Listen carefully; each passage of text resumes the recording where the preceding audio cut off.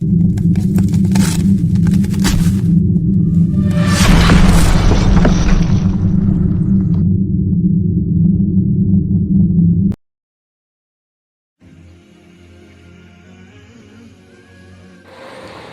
hadis Nabi Shallallahu Alaihi Wasallam yang mengatakan, bekerjalah untuk duniamu seakan-akan kamu hidup selamanya, dan bekerjalah untuk akhiratmu seakan-akan kamu mati esok harinya. Artinya apa? Bekerjalah sesuai kebutuhan kita untuk memenuhi kehidupan kita sehari-hari.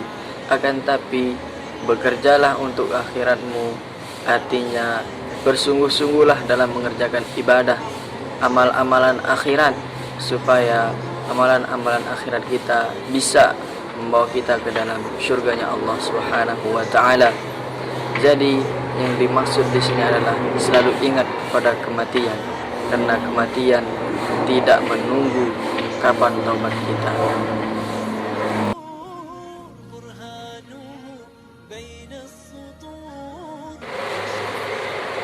Bila ajal datang menjelang, malaikat maut datang menjemput.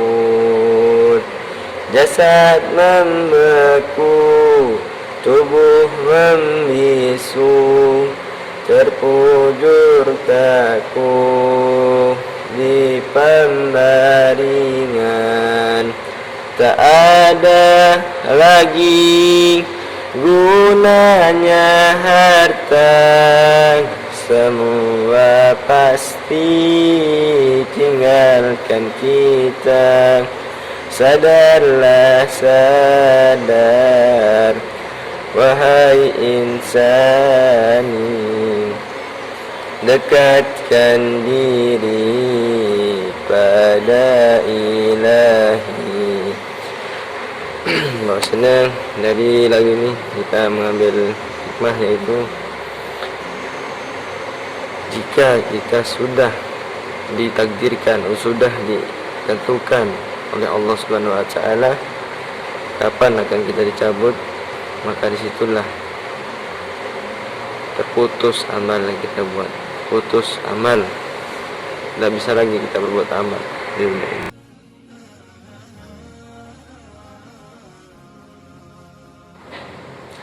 Assalamualaikum warahmatullahi wabarakatuh. Saudara-saudaraku dimanapun Anda berada, pada malam yang berbahagia ini saya ingin menyampaikan satu pesan, yakni apabila kita sering dilanda masalah, sering dilanda kesusahan, sering dilanda kesengsaraan, maka perbaikilah salatmu, maka Allah akan memperbaiki hidupmu. Karena tujuan penciptaan manusia di muka bumi ini ialah untuk beribadah kepada Allah Subhanahu wa taala. Karena hidup semata-mata karena Allah, hidup semata-mata hanya untuk Allah. Demikian untayan pesan saya pada malam hari ini. Mudah-mudahan ada manfaatnya bagi kita semua. Dan jangan lupa saksikan Timnas Indonesia berlaga di kualifikasi Piala Dunia 2026 di Stadion Sultan Hasan Bolkiah tanggal 17 Oktober 2023. Saksikan. Wassalamualaikum warahmatullahi wabarakatuh.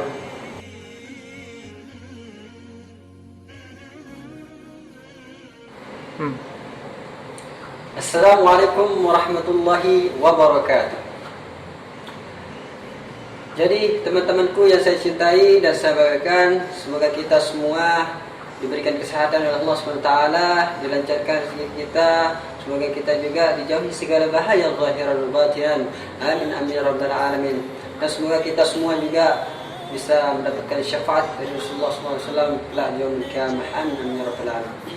Baiklah, pada malam hari ini saya akan menyampaikan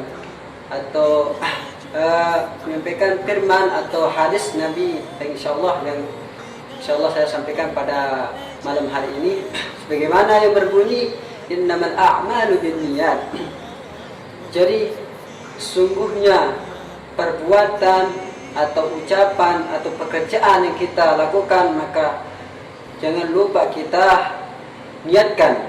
Agar kenapa? Agar kita bisa mencapai apa yang kita kerjakan itu. Maka dari itu, ketika kita ingin mau bekerja, ketika kita ingin mau pergi ke sekolah atau apapun yang kita mau kerjakan, maka jangan lupa kita membaca niat yang lebih utama. Karena niat adalah salah satu yang paling bagus.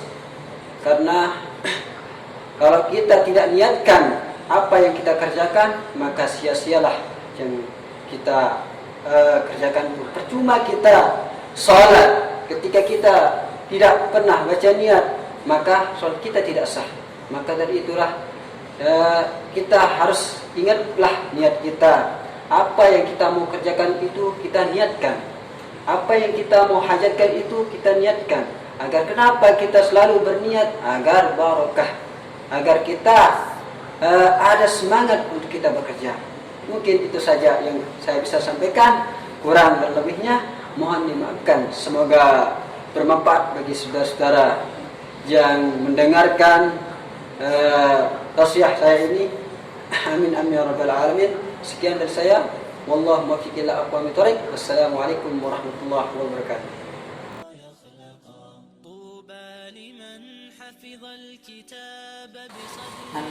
Bismillahirrahmanirrahim. Assalamualaikum warahmatullahi wabarakatuh.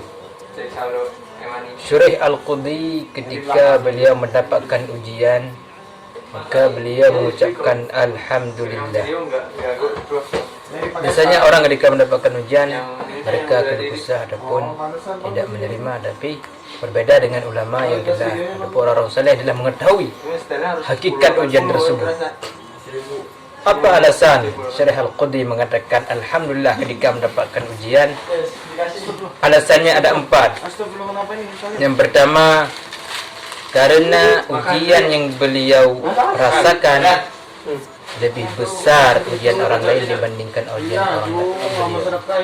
Yang kedua, karena ujian yang beliau rasakan itu tidak terkena pada agama. Jadi ada yang lebih parah daripada ujian harta, ujian anak dan lain sebagainya, yaitu ujian pada agama kita. Seandainya kita ditakdirkan oleh Allah menjadi orang murtad, na'udzubillah, maka jika kena ujian selain ujian agama, beliau mengucapkan alhamdulillah. Yang ketiga, karena kena ujian tersebut kita akan istirja. Istirja ini kembali kepada Allah. Kita akan lebih banyak merenung, lebih banyak istighfar, lebih banyak berzikir, baca Al-Quran dan lain sebagainya. Yang keempat, saya lupa.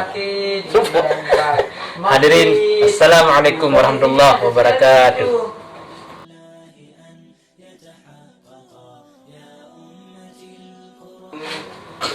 Assalamualaikum teman-teman semua, sahabat. Salam dari Sabang sampai Merauke. Kita harus seperti ini, jangan seperti ini. Teman-teman sekalian, apapun kerja kita, apapun target kita, jangan pernah pelit.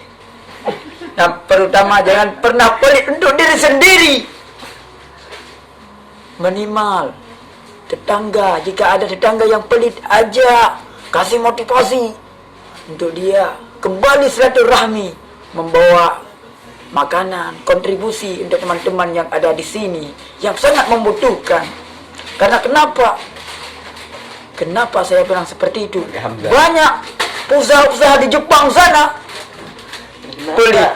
Kenapa? Karena disebabkan pelit, maka orang itu adalah laknat oleh Allah, turunkan kemiskinan pada mereka, maka semua perusahaan bangkrut pada waktu itu. Begitu juga dengan kita. Ini adalah salah satu contoh motivasi untuk kita semua, teman-teman. Jangan pernah pelit, ya. Kau terutama, kau Bogor, hei kau, jangan pernah pelit. Minimal kalau infak kopi nggak usah diungkit-ungkit. Itu ya.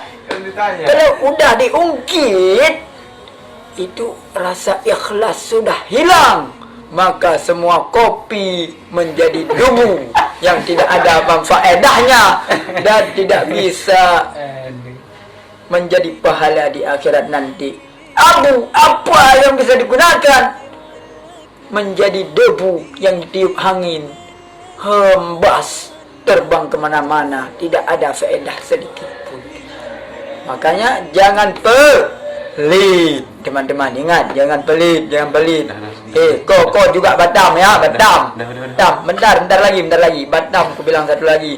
Jika kau beli Indomie, jangan di Indomari. Di Indomari, jangan di kursi. Jangan di lemari. Nanti dicongkel, dibilang maling lagi. Oke, salam teman-teman semua. Ya, keren.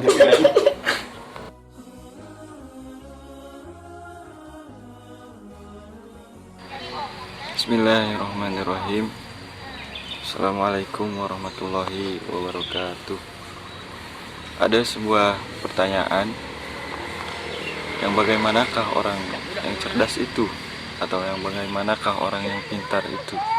Apakah dia yang mempunyai banyak pangkat ketika dunia, atau apakah dia mempunyai segala ilmu di dunia ini? Orang yang pintar itu sesungguhnya adalah orang yang selalu mengingat kematian dan yang bisa mempersiapkan bekal untuk nanti kelak di akhirat. Jadi saudara-saudaraku sekalian, marilah kita bersama mengingat kepada Allah, selalu mengingat kematian, bahwa kita sesungguhnya hidup untuk mati. Maka persiapkanlah kehidupan kita di dunia ini untuk menghadapi kehidupan setelah nanti kematian. Taufik wal hidayah. Wassalamualaikum warahmatullahi wabarakatuh.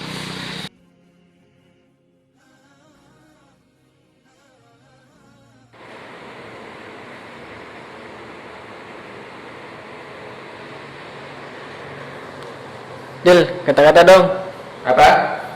Kata-kata, iya. Sekarang? Enggak. Oh, Ya, sekarang lah. oh yaudah, begitu. Itu buku apa sih?